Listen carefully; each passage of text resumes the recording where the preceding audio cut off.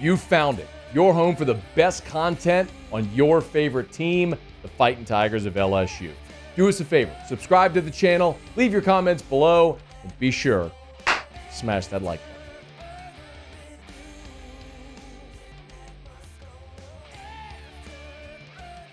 Tigers are back on the practice field. Earlier today, Brian Kelly met with reporters after practice. As we mentioned, he did give an update on Denver Harris. Just very quickly, for those that missed it earlier, if you would, here was the very quick update on Denver Harris. Denver is handling some personal matters, and if he takes care of everything, could have him back this weekend. So we'll keep an eye on Denver Harris if he does, in fact, return this weekend. Shared plenty of my thoughts on the whole Denver Harris situation earlier.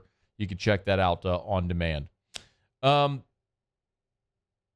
get asked about, if it's not cornerback, I get asked about running back more than any other position because you got 8 guys.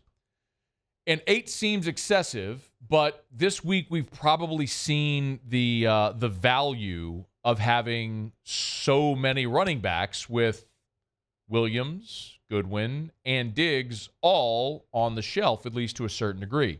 Brian Kelly kind of agreed that there's a lot of advantages to having a lot of running backs. With the depth of running back, I think we all know that, I think you guys have been out here at times where, we've only had 4 running backs that were actually healthy at one time. So even with the number of 8 sounds, crazy. There's the natural wear and tear on backs that we want to keep them healthy. And so where I think that real advantage is that we can keep these guys fresh throughout the entire season.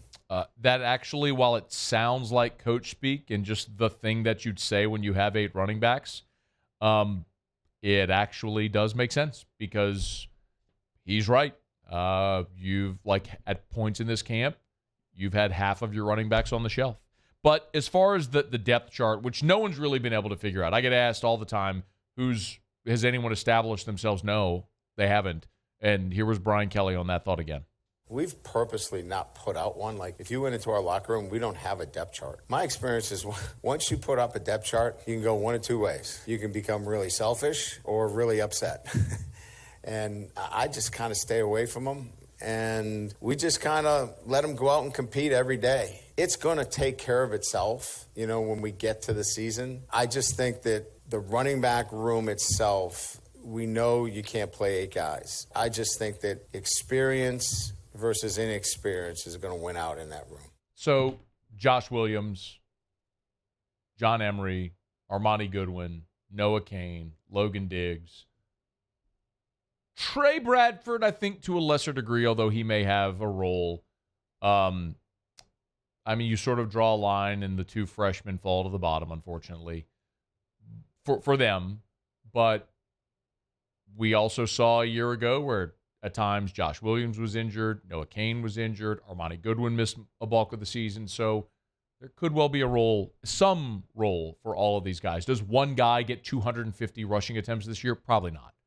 But there's going to be a role for a lot of them. What about the guys in front of them? We know who the first 5 are, presumably. The only spot that could be up for grabs is if Marlon Martinez pushes Charles Turner for the starting center job. I'm not sure that that's going to happen, but Brian Kelly was asked about that. Or any of the backups pushing for a starting job?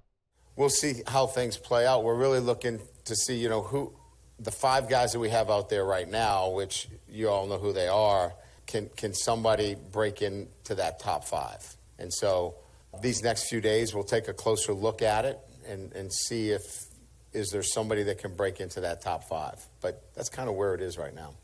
So no, Marlon Martinez would be the one. I think the more interesting question for LSU's offensive line is, if somebody goes down, is there a number 6 who goes in at any of those spots, or is it the backup at that spot? For example, Marlon Martinez is your backup center, but knock on wood, none of us want to see this happen, of course. But what if Will Campbell was out for whatever reason? The guy who's been running second team left tackle right now is Bo Bordelon. Well, do you put Bo Bordelon in at left tackle if Will Campbell goes out? Or is, do you feel like Lance Hurd is your next best guy, so you put him in at left tackle? Or do you move Emory Jones to left tackle and Lance Hurd goes in at right tackle?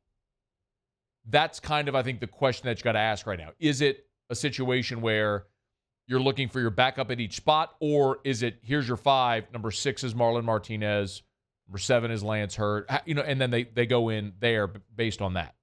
So I think that's probably the bigger question. The other thing I pointed out quite a lot during our practice reports is that LSU is using starters on special teams. And special teams was atrocious a year ago. I've shared this number with you too many times. There were 127th out of 133 teams in special teams efficiency a year ago.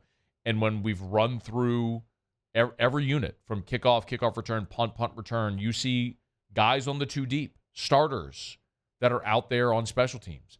And while Brian Kelly talked about the special teams making progress, here's his explanation as to why they've made that decision to put starters out there on special teams.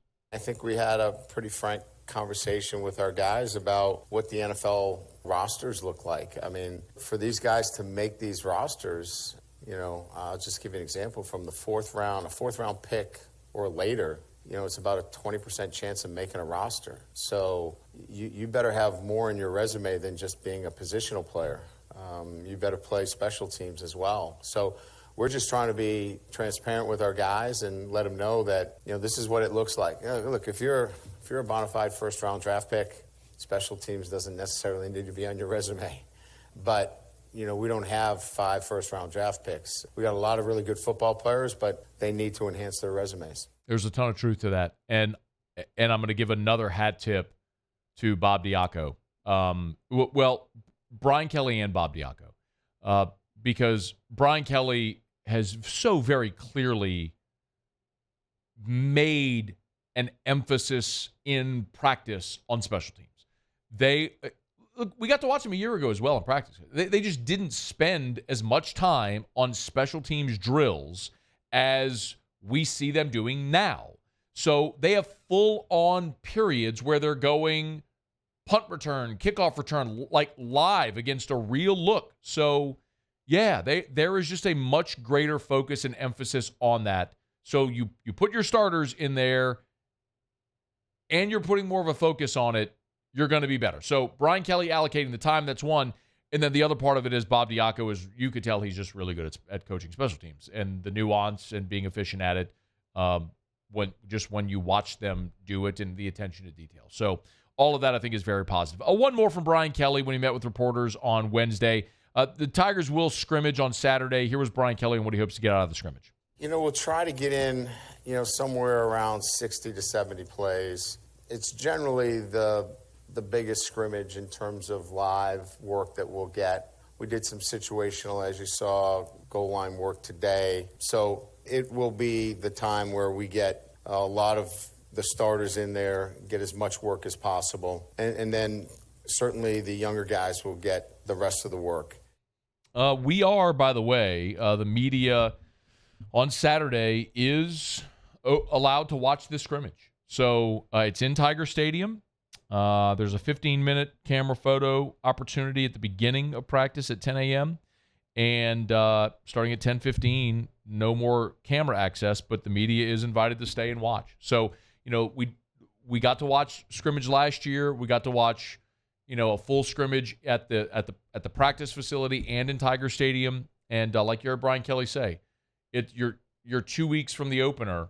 So it's going to be the biggest full-scale scrimmage before you start to taper off and start to focus on Florida State. So I'm really excited to be there on Saturday and get a look at this squad and how they do and how they look in Tiger Stadium. So we'll, of course, have a full report for you. Hey, thanks so much for watching. Please leave your comments. I love to interact. And be sure to hit the red subscribe button below.